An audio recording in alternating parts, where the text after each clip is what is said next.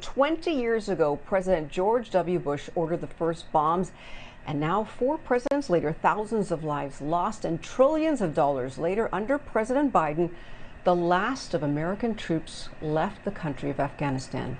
Joining me now is Dr. Ravi Perry. He's the political science chair and professor at Howard University to help us understand more of what's happening. Welcome to BNC as always, Dr. Perry. I want to talk about what we heard earlier from the Pentagon. I want to have us listen to the Joint Chief of Staff Chairman talking about the Taliban. Let's listen to that first and then we'll discuss. We don't know what the future of the Taliban is, but I can tell you from personal experience that this is a ruthless group from the past, and whether or not they change remains to be seen. All right, you heard what he had to say. So what does that say about how the U.S. will interact with the Taliban moving forward? Well, we were going to be continually cautious. I mean, to be clear, the Taliban is not any recognized government by the United Nations or any other international body. And so not only do we need to be cautious, but every Western democratic country needs to be cautious when essentially what we may call a militia group here in the United States takes control of the country.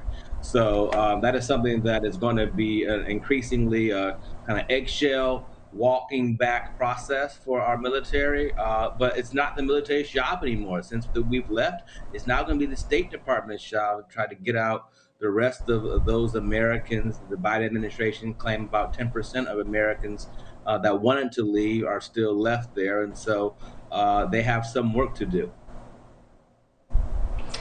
So talking about President Biden, does he deserve credit for ending America's longest war or blame for it? The way it ended, because there's critics who are saying that the way this all went down was not reflective of how they felt America should be viewed, on the world stage. And then, of course, there are those who say, yes, he finally ended it. So that is a big victory. Well, it is a big victory, and it will be a victory whether it will be a Republican president or a Democratic president. It's a victory either way when the United States of America brings home their own.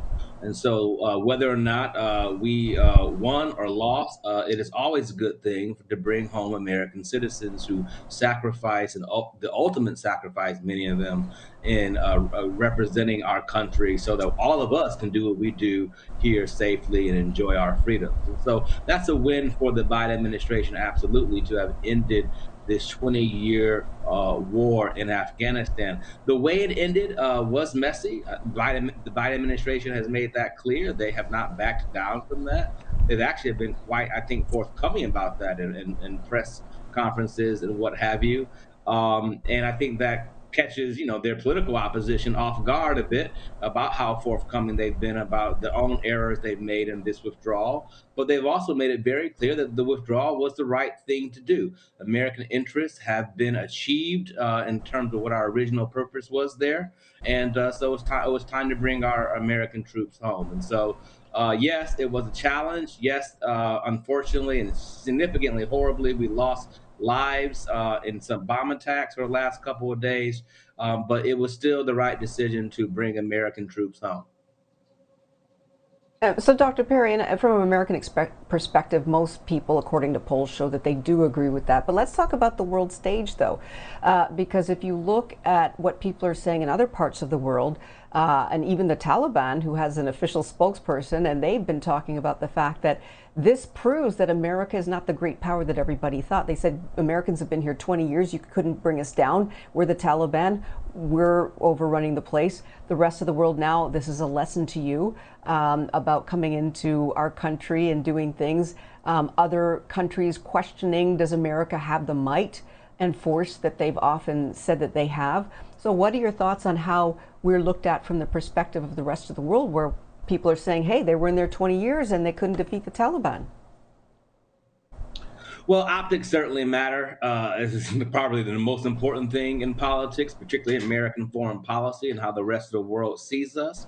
And when they see us leaving a country, and some people argue the mission was undone, the criticism is what it has been. But the mission was never to defeat the Taliban. that became the mission, according to some former presidents, perhaps. But the original mission was to seek out those who came in 2001 and killed 3,000 Americans here on American soil. That was the mission. We achieved that mission. And unfortunately, some presidents tried to add on to that mission, and now we have the fact that the country is perhaps being chastised and perhaps even ridiculed by other nations, certainly by our adversaries in the rest of the world. That we did not do the job well, we did not get the job done. But that is dependent upon on what you define as the job. And so, if the job was, as President Biden has defined it, to go root out the terrorism and the cells of terrorists that attacked us in 2001, then that job was achieved. We did accomplish that, and we should be very proud of that. Yeah, absolutely. The only problem now is that he has to go and attack ISIL-K, who did the suicide bombing. So it's kind of like a vicious circle. But we always enjoy speaking with you. Thank you so much, Dr. Perry, for joining us today on BNC. Take care.